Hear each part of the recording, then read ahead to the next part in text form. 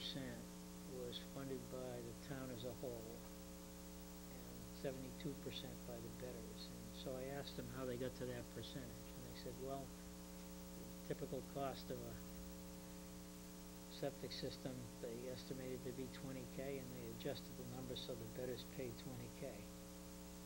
And then in the end, the project cost a little less, and they ended up with 19. So, just so you know how they arrived at it. I thought it was interesting, but that's kind of where our wastewater committee was when they picked the numbers that they were recommending to the board. But there hasn't been much more activity beyond that. There's been some back and forth with the Mines Pond leadership, but I haven't heard any more. So I don't think it's going to be presented. They're anywhere near. I mean, they can present it. What's our deadline as far as inserting an article?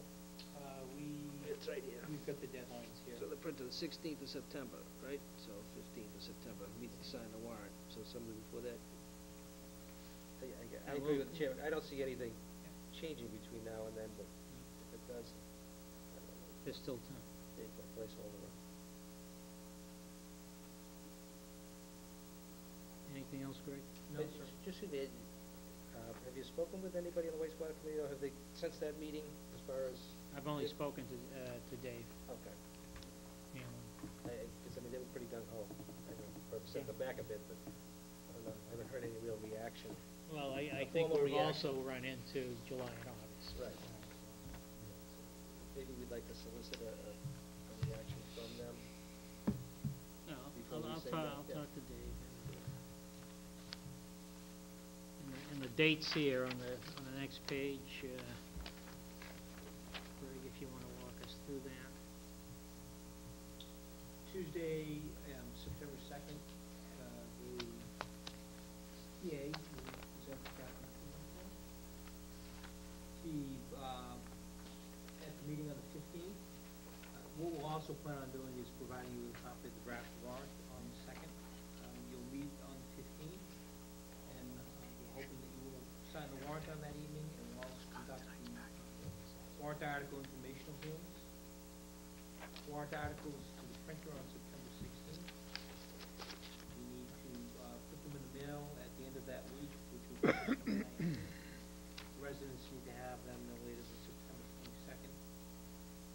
We then would advertise on September 25th and October 2nd in the transcript, and town meeting convenes on October 6th. And we had talked about a possible meeting of the board on the 29th. Correct.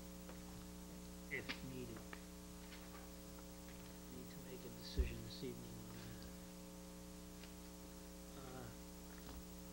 Sean, does the Financial Advisory Committee want to come before the board, before town meeting? They do. Have they come up with a date? It would have to be one of these. They have not come up with a date as yet, but we meet next Tuesday. Can we target the 15th? Sure. Convey that to Mike Briscoe. That's possible. Anything else, Greg, say this year? Any other warrant article comments? Town Administrator's Report. We've already gone through the details in number 1, and not quite as directly as they're laid out here, but we talked about all of the items. Number 2 is an update on the police station project. I did notify the general contractor about several warranty items that need to be completed under the project. You recall the project received substantial completion approximately a year ago. They have a 1-year window to exercise warranty claims. We put the contractor on notice that there are some warranty claims they would like them to take care of. The most pressing of those items concerns the HVAC system, and specifically as it relates to the operations center or the dispatch center. Discussed with the DPW and with the building maintenance department, there is a satisfactory solution. That solution would cost us some amount of money. It cost us about $30,000 to implement. appears the system that's been installed was per specifications. So although we've listed it as a warranty item, there's the possibility that when we're done with our discussions with the contractor, we'll find out that everything has been constructed in accordance with the project's bid specifications and design documents. So, that will then bring us to the point where we're gonna get the $30,000 from to make those necessary improvements. I obviously would like to have a further discussion with the board about that as we go forward. The other item was. Excuse me, Yes. is it some temporary fix been put in place? I'm not aware of a temporary fix. No, there has to really be a permanent, fix, similar to what you see on that back wall. Something similar to that is the permanent fix. Mhm. So what are they doing now? That's what I was getting at. Nothing, or Coping. the odors come and go? Oh, no, this is a cooling issue. Oh, cooling. This is issue. strictly a heating and cooling issue. Heating, too, right, I mean, because in the wintertime, we have terribly cold and freezing issue. Correct, Right. correct. I don't know about this They, air conditioning. In the dispatch room, lack thereof at this time of year. Air conditioning. Correct, and that's the $30,000 solution that's been put forward to do a permanent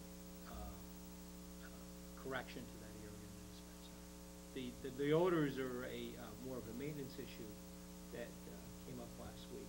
However, in speaking with building maintenance just before the meeting, it was also discovered that there's some equipment failure in the mechanical room that contributed to the odor problem. The odors are attributable to the storm drains or the floor drains that exist on the site.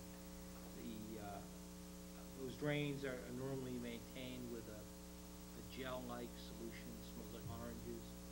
However, there are some floor drains in the mechanical room where there's equipment that regularly floods those drains with water so that the traps can remain filled with water and prevent odors.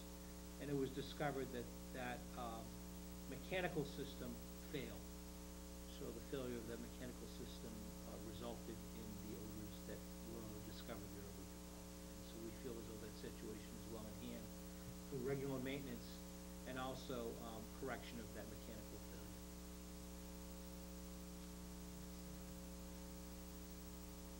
And I'm told that work will be done tomorrow, so just to give you an idea in terms of the Mhm. update involved. So Greg, the HVAC system, those issues, there's no heat or AC in the dispatch area? There's plenty of heat. Plenty, Yeah. well, Yeah, the equipment is the From heat. the equipment, from the heat. There's just not sufficient cooling. But there was also a heating problem, because last winter we had pipes freezing in the Lobby. bathroom, right? In the entranceway. There's a bathroom facility that was freezing up. So there's, front, There are some. so if we could get some of the heat from the equipment to the lobby in the winter, we'd be all set. You ever use the bathrooms? Yeah. We refer to it the system, the contractor's obligation is to balance the system. So he has to balance the system. This system could very well be balanced, and we just don't have the right design in there to accommodate the dispatch center. In which case, we have a $30,000 solution proposed to install some supplemental HVAC equipment in there, which will then regulate the temperatures and make it acceptable for our customers. Is that just the dispatch area or the lobby area too? This would do both. That would do both. It would, I just heard you talking about the dispatch area for AC. I didn't hear anything about the heat. Part of the problem is the thermostat for that area is located incorrectly. So that thermostat is, let's say, located in an adjacent air conditioning line. So, it just doesn't fit together neatly as you normally expect it would. So you have the thermostat in the dispatch area, which is nice and warm all the time, so in the wintertime, it doesn't turn the heat on. Right, but what I'm saying is right at this time of year, that thermostat is located in, let's say it's located in an air conditioning duct that serves the outer lobby. And that air conditioning duct indicates that there's plenty of cold air going through the system to the outer lobby, but it doesn't service what's in the glassed-in area. And there it's kind of a problem. would these not be design issues that would not fall back under a warranty? What an architect. Yes. How are we doing with our architect? I think we need to kind of reach the end of the road with the building construction and the building contractor before we decide where to go with the architect. Let's exhaust all avenues and make sure that this is not a building construction issue before we turn to the design. Well, I Why guess not the put it- question is, before we run off and spend $30,000, I would Are we gonna It exhaust sounds like it's that? gonna be a recovery, if anything. I would suggest that, to extract that money from the architect will take well beyond what's considered reasonable to correct the problem of the issue. If we're unable to get it remedied as a warranty issue, we should look to do it and look to recover money down there. Have you put the architect on notice? Would it not make sense to do so? And maybe you can get the architect and the contractor to come to some meeting of the minds, get this thing corrected. Or their insurance. You haven't met these Or their people. insurance Yeah, carriers. okay. You don't know Or the their insurance. insurance carriers. Yeah, I would agree that the, I don't wanna talk about who's ultimately responsible, but if we find out, if, our strong suspicion is it's a design flaw. We just need to exhaust that avenue, exhaust the fact that it's not a building construction issue before we take the next steps. And I would obviously not take any steps until I brought it back to the board.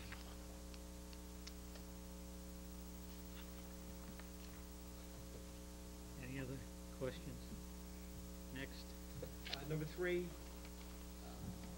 as you know, the board did sign a contract for the cellular facility up at Swamp Pond. We did solicit bids 3 years ago, for 3 locations, one of which was the Swamp Pond tank. Since that time, I've been in contact with several other bidders who are again interested in, the original locations that we did not receive bids on, together with the Swamp Pond tank. My thought would be to prepare specifications and really see what type of interest is out there.